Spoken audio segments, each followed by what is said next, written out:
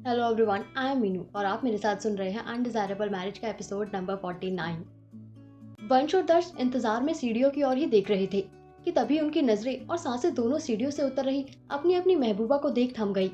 रिवा ने एक बहुत ही खूबसूरत सा स्काई ब्लू कलर का गाउन पहना था और बालों को एक साइड कर बन बनाया और थोड़े मेकअप और हैवी इयररिंग्स के साथ वो उस ड्रेस में किसी गुड़िया से कम नहीं लग रही थी। वहीं वंशिका ने एक ग्रे कलर का एलिगेंट सा ऑफ शोल्डर गाउन पहना था और बालों को एक बन में सेट किया था और चेहरे पर हल्के से मेकअप के साथ वो भी बड़ी प्यारी लग रही थी।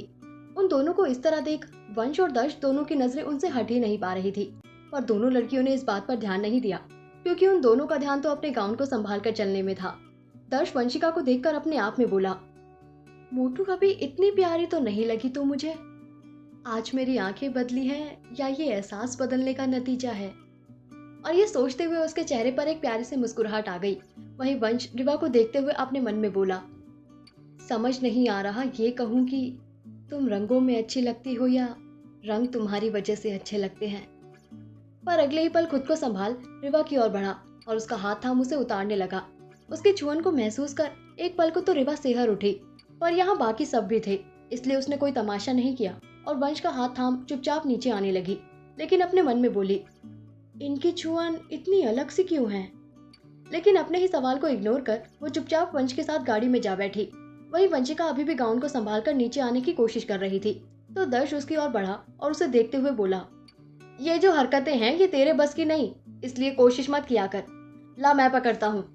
और ये कहते हुए उसने वंशिका के गाउन को पकड़ने की कोशिश की, तो वंशिका मुंह बनाते हुए बोली, यार मुझे ये सब पहनना नहीं पसंद, पर फिर भी पहनना पड़ता है। काश ऐसा हो सकता कि हर जगह जीन्स टॉप में घूम सकते। और ये कहते हुए उसने दर्श के साथ मिलकर अपने गाउन को संभाल कर ऊपर उठाया।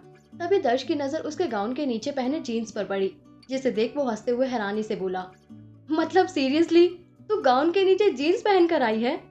इस पर वंशिका भोला सा चेहरा बनाते हुए बोली, मजाक मत उड़ाना यार, कंफर्टेबल लगा तो पहन लिया, वैसे भी किसको नजर आएगा, और तूने अपना मुंह खोला ना तो तू बहुत मार खाएगा। तो अब मुझे नीचे छोड़कर दादी माँ को लेकर आ, ताकि हम जल्दी पार्टी में जाएं और जल्दी पार्टी खत्म हो, फिर मैं वापस आकर इस भारी भरकम ड्रेस से निजात पा सकूं। और ये कहते हुए उसके चेहरे पर इरिटेशन साफ नजर आ रही थी, क्योंकि वंशिका को कभी भी भारी कपड़े ज्यादा पसंद नहीं थे और ना ही उसे पार्टी करना पसंद था। आखिर वो इंट्रोवर्ट किस्म की अपने आप में रहने वाली इंसान जो थी। वहीं उसकी बातें सुनकर दर्श खुद में बोला, तू खुद जैसी इकलौती पीस है इस दुनिया में, शायद इसलिए मेरे ही नसीब में है, वरना बताओ सारी लड़कियां मोहब्बत जताती है और तू अपनी ही मोहब्बत को चिढ़ाती है। और ये सोचते हुए उसके चेहरे पर मुस्कुराहट बढ़ने लगी और वो खुद को संभालते हुए वंशिका को नीचे छोड़कर ऊपर से कल्याणी जी को लेकर आया। फिर उन दोनों के साथ गाड़ी में पार्टी वेन्यू वाले होटल की ओर बढ़ गया।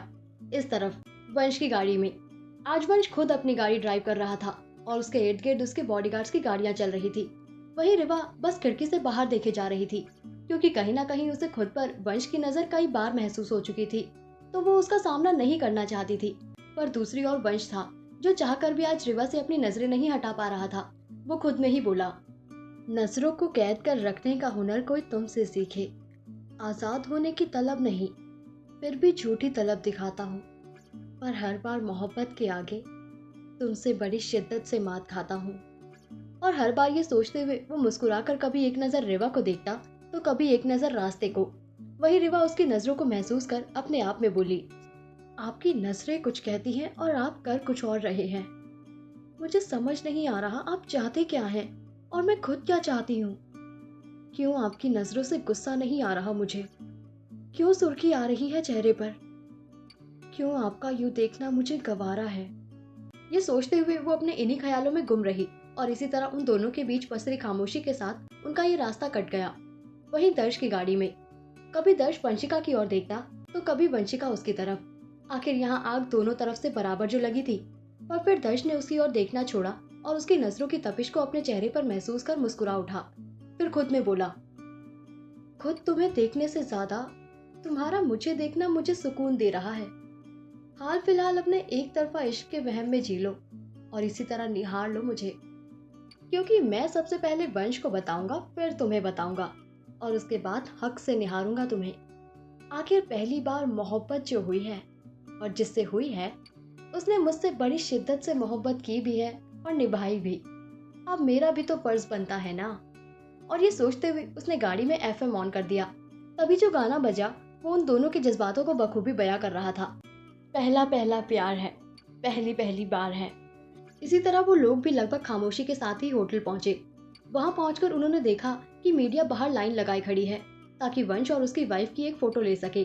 पर वंश नहीं चाहता था कि अभी ऐसा कुछ हो, क्योंकि वो सबके सामने खुलासा अंदर ही करना चाहता था। इसलिए उसके बॉडीगार्ड्स ने उन्हें कवर कर दिया और वो लोग अंदर की ओर सबके साथ आराम से बढ़ गए, बिना मीडिया की नजर में आए। इसी तरह वहां सौरभ जी भी रिमा जी के साथ आए, पर उन्होंने भी अपने बॉडीगार्ड से कहकर उन्हें कवर करवा लिया, क्योंकि वो नहीं चाहते थे कि रिमा जी के ऊपर कोई सवाल उठाए। रिवा को अंदर आते ही एक रूम में बिठा दिया गया और उसकी एंट्री पीछे के रास्ते से करवाने की बात की गई।